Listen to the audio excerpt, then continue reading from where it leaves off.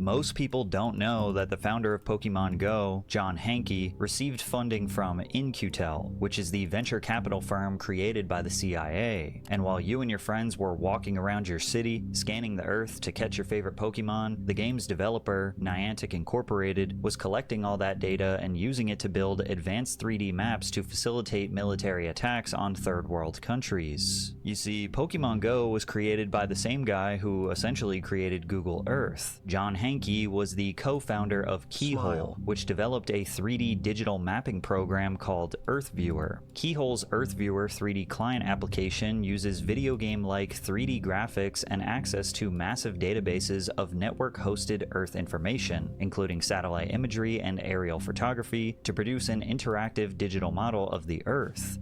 Chad, why didn't they just use all the X and Y's, right? But then integrate the Z's X, shut up, to please. do the 3Ds. Because in order to go in your 3D, and in order to go into your house, if they go upstairs, if your phone ever records your Z position, Dude, you gotta watch this new anime. you can easily do a 3D map. Think about it. Product was unlike anything anyone had ever seen before in the early 2000s, but it was unclear what its use case would be, and therefore Keyhole was bleeding money. Every few months for years, John would find himself scrambling to raise money from Silicon Valley investors to keep the lights on. That was until xQc saved his company from going under. Then we got really a lifeline from a kind of unusual source. xQc was this new little venture capital firm that was basically a government VC firm with money from the intelligence community. So that was one of the few funds in the Valley that was doing real business, and they were making a lot of investments at the time. This was in the kind of post 9/11 security ramp up period. And so they found out about Okay, but that's kind of terrible though, what? technology and invested a few $1 million in the company. Thanks to xQc's funding, Keyhole was supplying technology to troops in Iraq and the Pentagon, and they ultimately streaming, lil bro. Yo, little buddy, I had 5 jobs by the time I was fucking 18. You were a nobody, still are and is. Buddy, I was more decorated in the real life job market than you ever will when I was 18 and you're fucking 35. became a profitable company due to the massive amount of government contracts rolling in. Shortly after, Keyhole was acquired by Google in 2004, and they turned this technology into what we now know as Google Earth. After Google's show on YouTube about a little girl drug dealer called Sadie's Sweets acquisition, John Hanke became the vice president of product management for the company's Geo division, where he oversaw products like Google Earth and Maps. Google Earth was revolutionary because it gave everyone access to detailed satellite imagery of nearly the entire planet from a home computer. You could explore unfamiliar cities, inspect neighborhoods before moving, and plan trips, but they quickly realized it was far more powerful than that. Humanitarian organizations began using it to coordinate disaster relief. Scientists monitored deforestation and climate change. Archaeologists used it to discover previously unknown ruins. Journalists investigated war zones, and governments used it because it was better than anything they had access to. About mapping fires before they happen and red flagging a bunch of high plot because guys, forest fires, you can tell if they're in danger or not based on how dry it is. The drier it is, if you monitor the dryness in how the leaves and the forest looks, you can predict the fire. No? Hey, fuck you. I'm so tired, man. I had to swear for this one. Fuck you, man. Too. I'm trying to save the world by sitting on my chair and giving new ideas, and you're shutting me down for what reason? I'm trying to save the fucking world, man. That being used in ways that we never. If Canada had listened to me a few weeks ago, we wouldn't be fucking being clowned by the whole world. If the fucking government had listened to one of my streams, maybe Trump would be fucking acting like some hoes about it. Anticipated. I guess I'll just say it that way. When Katrina happened in New Orleans, the Coast Guard was using Google Earth and Craigslist to basically find where people were trapped and send helicopters in to rescue them. Kind of crazy. You would think, well, the government, they've got lots of sophisticated software, but as it turns out, web software that's available that already has the data in it, it's ready, easy to use. a breakthrough, really. But after working for 6 years inside Google's corporate ecosystem, Hankey wanted the freedom to combine everything he'd learned about digital maps and augmented reality to create a video game. Now, if you ask me, that seems like a crazy career change. Technically, the foundation of John's EarthViewer product started in college while working with his classmates on an open-world video game idea, but he knew the technology had much more potential, and it did. So after changing the world with his vision, creating a CIA-funded startup for military operations, and then getting acquired by a tech giant, going back to being a video game developer seems like a massive career and lifestyle change. That is, unless it was part of a larger plan. Google actually did not want John Hankey to leave the company. For whatever reason, they felt that his video game idea might become valuable to them in the future, so they convinced him to create Niantic Labs as an autonomous unit inside of Google. Basically, they gave him the freedom of creating a startup, but using all of Google's resources inside of Google's walls. If it failed, Google would get their employee back, and if it succeeded, then Google could be an early investor or part owner of a major video game innovation. Niantic's first major product was an app called Field Trip, a virtual tour guide that analyzed the user's location, provided suggestions for nearby landmarks to visit, and offered information about the area. It wasn't much of a game, but it laid the foundation for their next big project called Ingress. Launched in 2012, Ingress was an augmented reality mobile game that prompts users to explore their neighborhoods and locate portals at nearby landmarks. This was quite literally the same idea as Pokémon Go. Those who played it were intoxicated by the addictive gameplay loop, although it failed to pull in a large player base even years after its release. Luckily for Niantic, one of the game's players would prove to be an invaluable asset with direct ties to the Pokémon company. But real quick, I'm sure you have all connected to Shark account secure, making you easy to use, and one account secure. Stop leaving vulnerable online and go to surfshark.com/PatrickCC and use code PatrickCC to sign up now with a 30-day money back. Pitch the idea of placing Pokemon inside of Google Maps as an April Fool's joke. He traveled to Japan and got direct permission from the Pokemon company to implement the feature. John Hankey asked Nomura to show the Pokemon company's executive board the Ingress game. Little did they know that the president of the Pokemon company was already a massive fan of the game, and because of this, Niantic was able to secure a partnership with Nintendo and create Pokémon Go. They launched the game on July 6, 2016, but they never could have anticipated the chaos that would come next. In just 2 months after its release, the app was downloaded over 500 million times and an estimated 21 million players logged in every single day on average. Not only had it surpassed the success of mobile games like Candy Crush or Clash Royale, but it was pulling in more engagement than websites like Twitter and Facebook. The concept was simple. You walked around your neighborhood and searched for virtual Pokemon. They did the impossible. They did what no company. They made terminally online people go outside. When you found one, the game used your phone's camera to make it look like the Pokemon was right in front of you, and you used Pokeballs to catch them and add them to your collection. The game incentivized users to explore the world around them, offering various digital Pokestops at notable locations or landmarks. These Pokestops served as a hub to collect in-game items and use special lures to attract more Pokemon. This also included Pokemon gyms. Players selected from one of 3 teams and would compete with rival Pokemon hunters to control areas to earn Pokecoins and buy upgrades. Pokemon Go wasn't just another mobile video game. It transformed your local neighborhood into a fantasy world. This is why it became a cultural phenomenon almost instantly. Public parks were overflowing with players searching for rare Pokemon, restaurants and stores used nearby Pokestops to advertise their businesses, and content creators were racking up millions of views just by playing the game. The game skyrocketed into mainstream pop culture, becoming a topic of discussion on late-night television shows, and was infamously referenced by Hillary Clinton during her 2016 presidential campaign. Don't roll it. Don't roll the clip. I don't know who created Pokemon Go,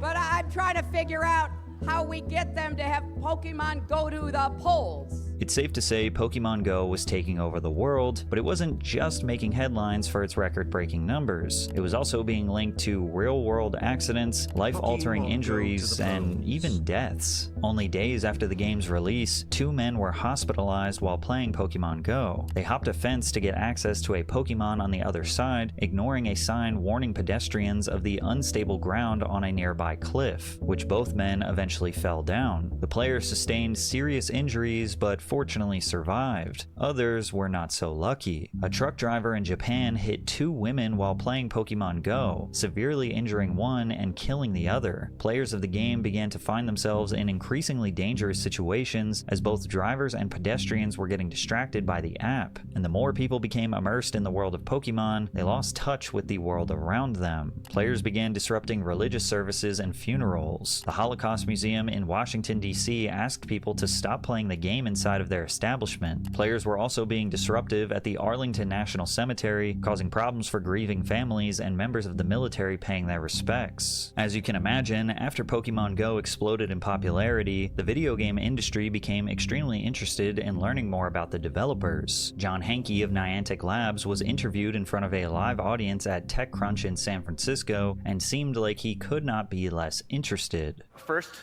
and most importantly, what team are you on? I'm yellow. I'm all about the yellow. Yeah. Me too. Yeah. Team Instinct, anyone out there? Yeah. Team Instinct, there we go. I'm not going to try and button that back up on stage. It's crazy that the creator of the game couldn't even properly answer the question, "What team are you?" which refers to one of the 3 factions players can join once they reach level 5. Team Valor, which is red, Team Mystic, which is blue, or Team Instinct, which is yellow. He just said, the yellow one. The interviewer was clearly a massive Pokemon got his dream job for life 3 jiggle shake wobble bounces fan, and Hanke seemed like the total opposite. It was disappointing to players that the most viral game of 2016 surrounding one of the most beloved IPs of all time was being spearheaded by a boring corporate suit. But what was particularly interesting was his insights on working with governments before they launched the game in different countries. So we're still in the rollout phase of the game. Do you know what the What do you mean? Sorry, what was that stutter? Who cares if he plays his own game? You want your devs to play their own games. You want to, because if they're not passionate about the game, how are they going to improve the game? It means that the guy is on that end. I understand he's not a dev. I get it. CEO Andy. The more people at the top of something are involved with what they do, the better it will be. Like I think that goes without saying. Even if one big part, I mean, CEO doesn't give a fuck. Clearly, his head is somewhere else. It's gonna be hard to get the ball rolling on other new shit and whatever and save the game. What if this guy was told, oh, by the way, the game is failing and it's dying, whatever. Like we're gonna fix the Team Yellow and give them a power up so they are better. I mean, the guy doesn't give a shit. next rollout country is going to be?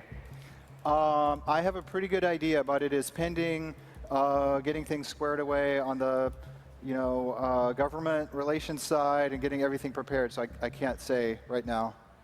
It has been interesting that we didn't really anticipate the level to which it would attract interest from government people and policy people and things like that, but that's become part of the dialogue at this point, so we're getting more well versed in those skills. Now we don't. Yeah, and what would they want in exchange if the game's popping off and it's profitable and they're making money? I mean, they're not voicing it. I mean, he's not saying it. Chat.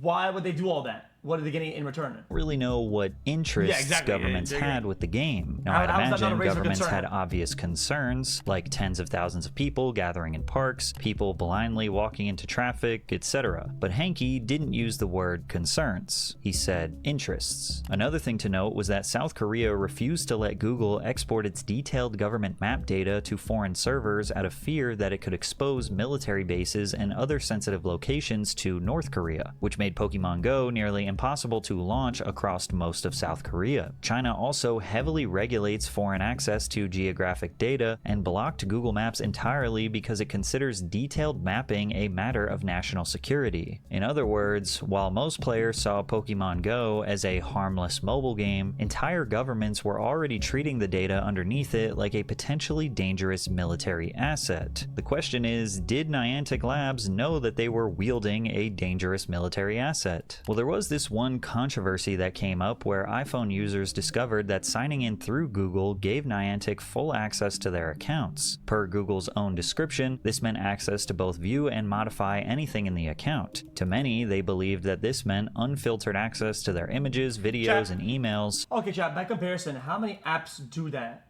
How many big apps do you use that do that? Is it like most of them? Many? Is it, I mean... Although it wasn't that simple. Niantic stated that it only had access to the user's IDs and email addresses, and Google personally verified that no additional information was given to the company. So since Niantic couldn't steal the data just by someone making an account, they had to trick users into giving it up for free. And what resulted was one of the most ambitious geospatial data collection projects ever hidden behind a mobile game, one whose technology would later facilitate devastating military operations. 4 years after the game's release, Niantic introduced an interesting new feature, AR mapping tasks. Pokestops marked by notable landmarks would now offer users rewards if they completed AR scanning prompts. What? These required players to scan the surrounding area with their phone's camera for about 20 to 30 seconds. Interesting that this feature was not available for children's accounts. From the player's perspective, the feature was relatively harmless. They had already become accustomed to Pokémon Go tracking their location and having access to their cameras, so when Niantic offered free rewards with the promise of game improvements, players were eager to take part. Niantic claimed that the data collected would inform the game's engine to understand the depth and complexity of the real world. This would make for a way more immersive experience, in which virtual objects could seamlessly integrate with the world around them. In hindsight, it seems like an evil genius plan. The man who created Google Earth and worked directly with the CIA and international intelligence organizations was getting people to voluntarily 3D scan the world around them while they think they're just helping Niantic make a better Pokemon game. These scans would help develop a much larger technology called Lightship VPS, which stands for Visual Positioning System. The satellite-based technology of GPS was useful, but not optimized for the best augmented reality experience. For example, it might be able to tell you that you're near a statue, but it's typically incapable of understanding where you are relative to the landmark, whether you are behind it or in front of it, if you are 3 feet away or 30 feet away. This information isn't important when getting general directions for a road trip, but when it comes to making accurate drone strikes on enemy base camps without harming innocent civilians, it can make a massive difference. When players scanned a landmark, they recorded more than just a video. It tracked the latitude, longitude, and altitude of the user's device. It also utilized the phone's accelerometer and gyroscope, allowing the system to consider the phone's position and orientation. Considering all of this data, the scans could be used to make reliable inferences about the user's... it means that users pretty much mapped out the world. I mean, not mapped out the world as in like just walking, whatever. They mapped out the world in all cemented physical spaces. I mean, that's huge. What? Distance from both the landmark itself and the surrounding environment. Every scan submitted was unique, taken at different angles, positions, and distances. Each video was divided into approximately 300 individual images, all of which were pieced together with other scans to create a full 3D digital map of the area. Essentially, Niantic was creating the world's largest, most detailed 3D scan of the entire world, and Pokemon Go players were helping for the most innocent intentions. VPS could compare the player's live footage against this virtual world to determine the player's exact location, which helped influence where objects and Pokemon would be anchored within the real world. Think about how NPCs in Grand Theft Auto sometimes mindlessly walk around with no intention or logic applied to them. Pokemon Go was similar initially, but with this new technology, the Pokemon could now be programmed to interact with their surroundings. Instead of being mindlessly placed on the ground, they would be able to hide behind the landmarks or even climb on top of them. Put simply, the goal of this technology was to make a near perfect replica of the world the way that humans would... It's actually scary how accurate that was, though. I mean, if you think about it only using the cell service and the fucking location whatever, I mean, the tree was only a few inches to the side. I mean, experience it, so that the Pokemon in the game could literally interact with the world the same way a human might. And players were willing to sacrifice 30 seconds of their day if it meant free rewards and a better experience down the line. And by November of 2022, Niantic revealed that they had developed more than 120,000 digital maps of various locations throughout the globe. But technology this powerful would be wasted if it were only used for Pokemon Go, and Niantic understood this deeply. While they stated their goal was always to give people tools to become 21st century explorers, it felt like they were leaving a massive opportunity on the table. But VPS also had a major limitation. The system was only able to recognize information it had already been given. If a landmark had only been scanned from the front, the model would not be as effective when used from behind. And if it had received no prior information on a landmark, there was nothing the model could work with to provide an immersive experience. They had now gathered enough data for 1 million different waypoint locations to have full VPS integrations, but there were still millions of locations that had not been fully scanned. Niantic sought to fix this issue with their large geospatial model announced in 2024. The goal was to take all of the combined data they had collected and use AI to make inferred guesses about partially unscanned locations. Niantic uses a church as an example. If players had only scanned the front of a particular church, the VPS technology might be unable to recognize footage taken from behind, but the large geospatial model could infer based on thousands of other churches that had been fully scanned and make an educated prediction about what the back of that specific church would actually look like. Well, that's Humans cool, have the though. ability to do this naturally. We are capable of applying our personal lived experience to make inferences about our environment. Chad, what if video games do that? Why they're trying to make an immersive world, or whatever, and this map is this in this country, or whatever, and it takes all the architecture and all the whatever, and it just toenails. it finishes the same type of building you would have in another thing that they made by hand, or whatever, and now it's making it in Spain or whatever. You know what I mean? And it makes sense because you're not. Chat, that could be kind of nice though. If I showed you the front of a house, you could probably make a pretty good guess about what the back of it looks like. You might not get every detail right, but you'd expect windows in roughly the same places, a back door, maybe an AC unit, a fence, or a patio. Your brain does not know that specific house. It's recognizing patterns from thousands of houses you've seen before. Yeah. Niantic wanted AI to learn that same instinct, but with near perfect precision. And only months after announcing their large geospatial model, Niantic made the shocking decision to sell Pokemon Go. While Scopely Incorporated acquired the rights to Niantic's catalog of games for $3.5 billion, Niantic retained all of the data, research, and technology they had been developing over the last decade, which includes their VPS and geospatial models. In other words, they kept their most valuable IP, sold the rest of their got the data, and were ready to move on, leaving Pokemon in the dust, which to some makes it seem like they never cared about Pokemon in the first place, and it was all a part of that's a massive deal. It's a bargain. What, $3.5 billion? I mean, I don't know how big the game was when they sold it, but it seems like they just got the first best offer that they could have gotten and fucking moved on. Like, what? Bigger operation. The company shifted its focus away from video game development and under the leadership of John Hanke began working on Niantic Spatial. The company made it clear this technology had far more potential than improving augmented reality experiences. It had the ability to help both humans and machines to understand the world and navigate it. Instead of figuring out where to spawn Pokemon, the technology could be used to train a robot or AI-powered vehicles to determine their locations without the use of GPS. Like, you know how outside of your town, you don't really know where you're going or where you are, but thankfully you have access to GPS on your phone. Well, they're working on a technology for machines, robots, or vehicles that would essentially install a perfect one-to-one understanding of the entire world. So you could theoretically place it anywhere and it'll know exactly where it is and exactly how to get where it needs to go in the fastest way possible. And initially, this tool was being marketed as something that could enhance manufacturing, warehousing, logistics, construction, tourism, entertainment, and education. Like a warehouse worker could use the VPS technology to navigate the facility and streamline. Okay, hold on, Chat. You know what this means, right? Chat, I remember like 2 years ago, I told Chat, what if in the future you're broke, right, and you want to have a job, whatever, and Google says, yo, how about you wear this bullshit on your shirt, whatever, right? Or these glasses or whatever, full time, and we're paying you better than minimum salary for just walking around or whatever, just doing your life. Just they get us data.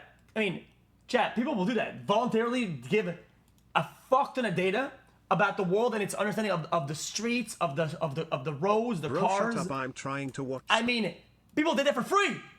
But chat, 500 million people did that for free.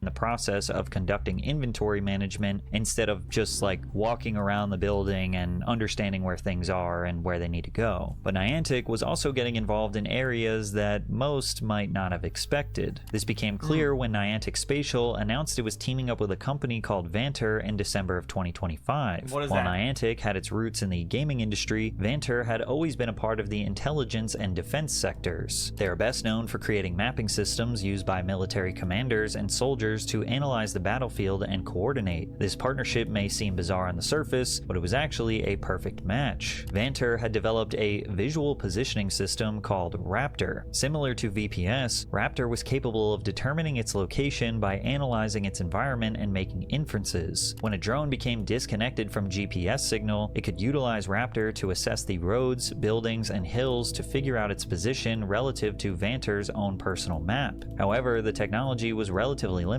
as it gathered data from airborne drone footage, meaning its pool of data was limited to the sky. This is where the partnership really starts to make sense. VPS system did everything Raptor did, but on the ground floor. Specifically, it gave the same tools to both troops on the ground as well as AI-controlled robots and vehicles. With Vanter in the sky and Niantic on the ground, the two companies hope to create a shared digital map that can be used by drones, vehicles, and people with or without the use of GPS to stay connected. Was Niantic developing weapons or making decisions in regards to active combat? No, but they were playing a role that is arguably just as important. They were helping AI-powered drones understand where they were and help them stay coordinated with personnel on the ground. Technology originally marketed as a way to make your Pokemon catching experience more immersive was now helping drones, vehicles, and soldiers coordinate on the battlefield. Niantic Waymos use LiDAR, image all the data they get from, I mean, of course they do. I mean, how do you improve self-driving if you don't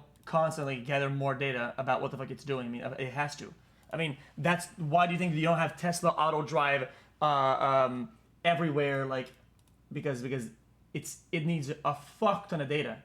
has continued to become a more prominent part of the defense sector. Recently, the visual positioning system received awardable status through a federal marketplace, Tradewind Solutions, meaning that government agencies were able to negotiate deals and purchase the technology for their own use. And taking a look at Niantic Spatial's website, they appear to have struck deals with the United States Coast Guard and the Air Force. So this isn't some kind of crazy conspiracy theory. The data they gathered through Pokémon Go was used to develop mapping technology that is literally being used by the military. I'm not sure how many Pokémon Go players who agreed to participate in AR scanning would have done so knowing that this was going to be used for the military, which is why now tons of players feel like they were straight up lied to. When Niantic first introduced the AR scanning feature, the company was transparent about their intentions to an extent. It told players that these scans would be used to create a better gaming experience, and while they did make it clear that this data would be used in apps outside of Pokémon Go, I'm not sure if anyone expected military defense applications, which is why I mean, there's a clear imbalance in between the reasoning and then the method or whatever, right?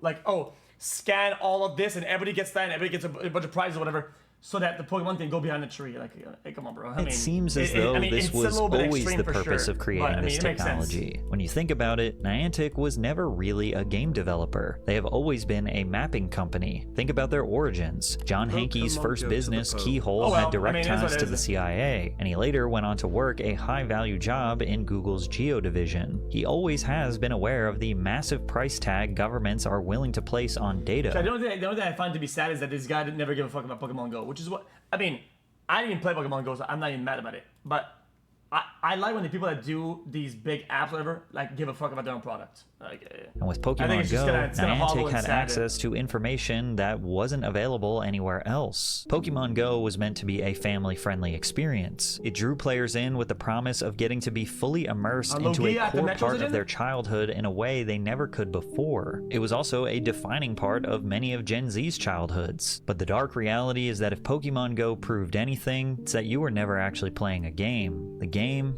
was playing you. Okay. And if discovering the okay, buddy. deeper, suspicious intentions behind game developers is your favorite type of content, check out the video I made on the game Skate.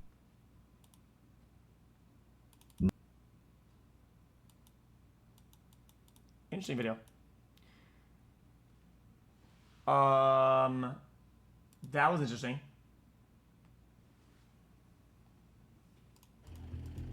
Anyway, definitely ignoring the clear stand-up point of video. What stand-up point?